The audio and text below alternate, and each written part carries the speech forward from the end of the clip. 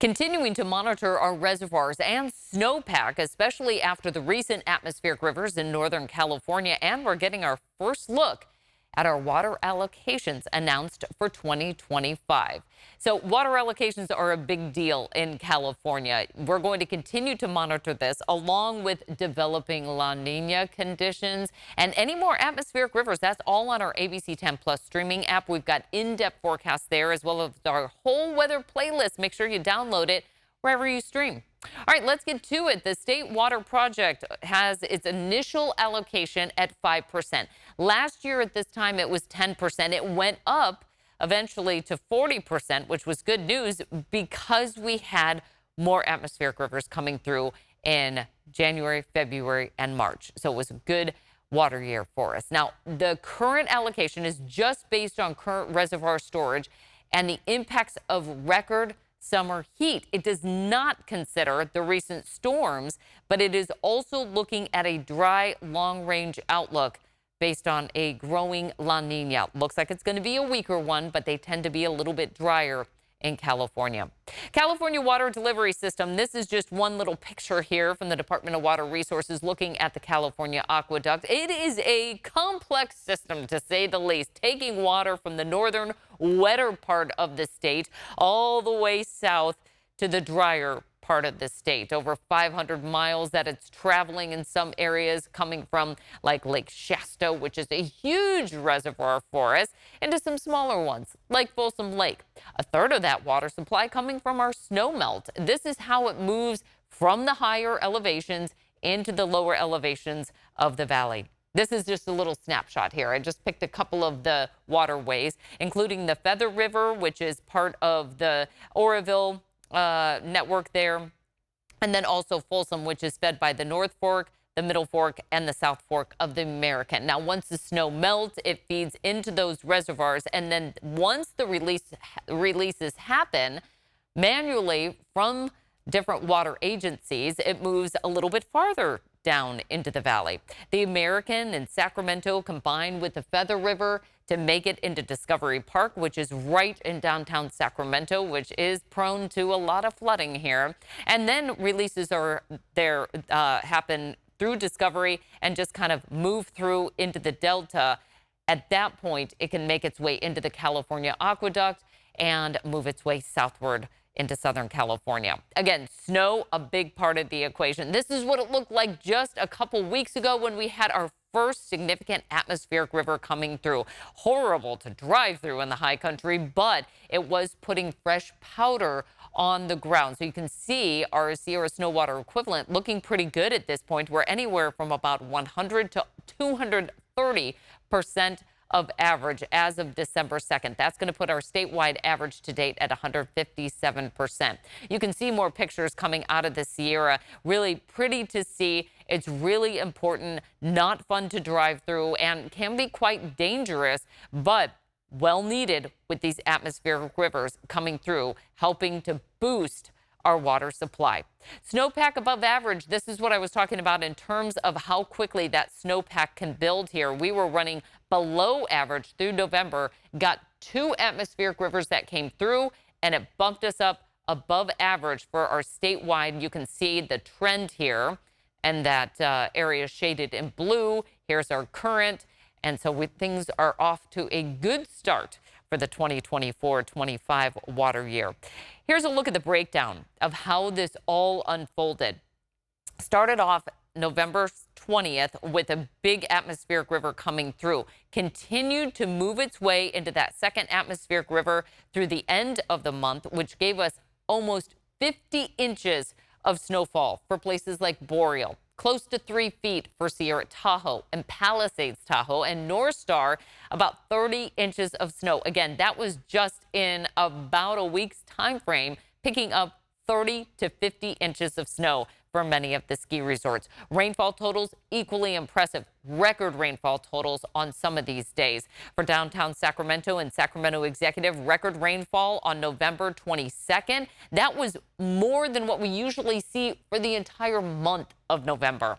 We continued to follow up with a weaker atmospheric river, but it still added to those rainfall totals, giving us over 3 inches for downtown Sacramento. Sacramento Executive, nearly 3 inches. But the focus of that first atmospheric river was really right through Northern California. So Stockton and Modesto, which sit in the northern San Joaquin Valley, not quite as beneficial with the rain, but certainly putting something in the water bucket here.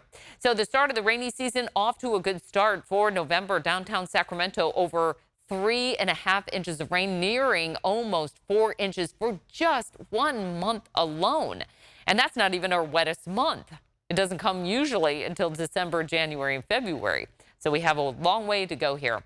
Statewide precipitation also looking really good, especially once we take into account Northern California has our biggest reservoirs. That's really where we want to see the biggest snowfall and the biggest rainfall. We'll take what we can get for Southern California, but there's a little bit more vulnerability to widespread flooding in Southern California than, say, Northern California, which just has the capacity with the way the river system is built, as well as our reservoirs, to hold a lot more of that water.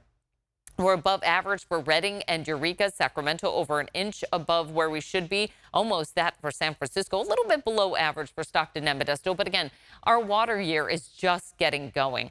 And a big impact is the atmospheric rivers. They bring 25 to 50% of our water supply. They're also the main cause of flooding and drought. Flooding was certainly something that we had to deal with in Sacramento. A big atmospheric river can produce scenes like this: flooding on roadways, difficult driving, but the absence of them does dig us into drought. So it's kind of a double-edged sword here.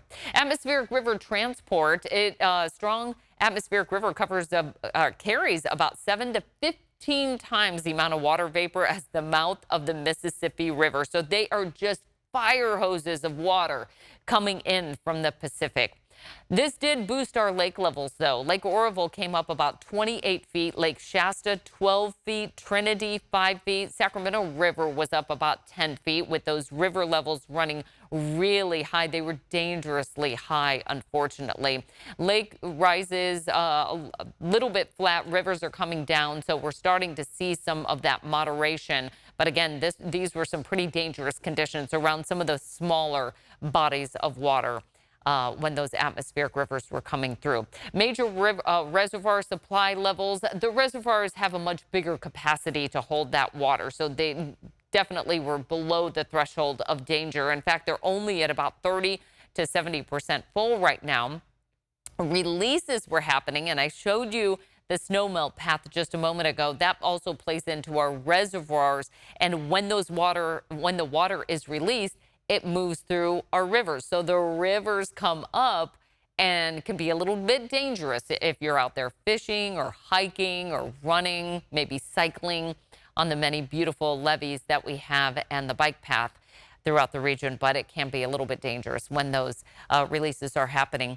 Our reservoir supplies, as we move our way southward here, we're at 76% of capacity for New Melones, Don Pedro 69, San Luis 59, and Millerton at 40. Not too bad considering the brunt of the storm certainly did not hit those regions. Here's a look at Shasta and how it increased on the supply and the capacity. You can see how the water came up here, and they were really holding a lot of that water at Shasta just because it's such a huge reservoir that they could really, the Department of Water Resources and the water managers could hold a lot more water there than, say, releasing it at this point in the season. And given that the atmospheric river that followed the first big one was a little bit lower in intensity, it helped to kind of take the ease and the pressure off of water coming in to that big water holding tank, that reservoir.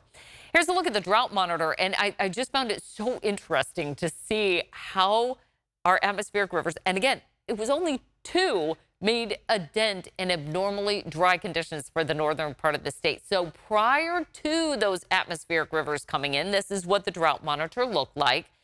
Fast forward onto those storms. Look at how that eroded a lot of the abnormally dry conditions. So now our drought severity and coverage index going out of the 90s and into the 60s. The only thing is we are seeing extreme drought, that red category right there, growing ever so slightly through the extreme kind of southeastern corner of California. A little bit of growth here in the severe drought. Overall, this is not too concerning. That's not an area that we expect to see a whole lot of moisture, and it is quite vulnerable to flooding as well. Building a water year in California is a complex system as well. This is when our fall rain starts. 50% of our annual precipitation is yet to come. That happens in December, January, and February. We hit our peak snowpack at the end of March, and so that's why that April 1st reading is kind of the barometer that water managers use. How much do we have at April 1st? Because at that point, we have our peak snow melt, and that's when we get the water highest demand. That's why water allocations and the delivery of how much water is going to be delivered to those that need it is a very important day for when they hear, okay, how much surface water are we going to get during the time of our water at the highest demand? As we look towards the future moisture, anything coming our way, we're kind of in this dry and hazy pattern right now. Everything bumping up to the north of us here under this ridge of high pressure. Now we get a weather system kind of coming in, not a atmospheric river or anything, and it kind of fizzles out as it heads towards California. So there's a lot going on in the Pacific. It's just we're not in a favorable pattern to bring any of that in. So even into next week, we're still calling for the moisture plume to be generally north of the Central Valley area, and that will stay the case through Friday as well. A little bit of an indication that we may start to see some of that fall a little bit farther to the south. But again, our average monthly rainfall, as you can see, really jumping up here December, January, and February. We got a lot of rain in November. That put us ahead of schedule in terms of where we normally are this time of year. But given that we're in this dry pattern, we're really going to need to turn things around by the time we head into the end of December and beginning of January, because right now, it is a likely drier and warmer outlook for much of California into the middle of December after a very wet end to November. Again, long-range outlook calling for all these storms kind of riding up to the north of us, sliding down the east side of the Sierra. Even beyond this week into next week, we're still seeing somewhat of that pattern happen by the following Friday. We're starting to see a little bit of this impacting parts of the Pacific Northwest and right along the border. It just doesn't look very likely that we'll start to see a wide-scale shift at that point. By the way, next week we are going to get a new update from NOAA on La Nina. It's still looking like it's going to be a weaker La Nina, short in duration. But during these patterns, we typically see a wetter than average Pacific Northwest through extreme Northern California and then drier throughout Southern California. Again, that's just the typical pattern. When we take a look at weak La Ninas throughout California, most of them have been dry. There's been a couple of that have been wet, but the overriding trend is for more on the dry side than wet side. And that's pretty much what the Climate Prediction Center is saying, too. It's going to be likely cooler through the Pacific Northwest, likely drier throughout extreme Southern California, likely wetter, again, Pacific Northwest, likely drier in Southern California.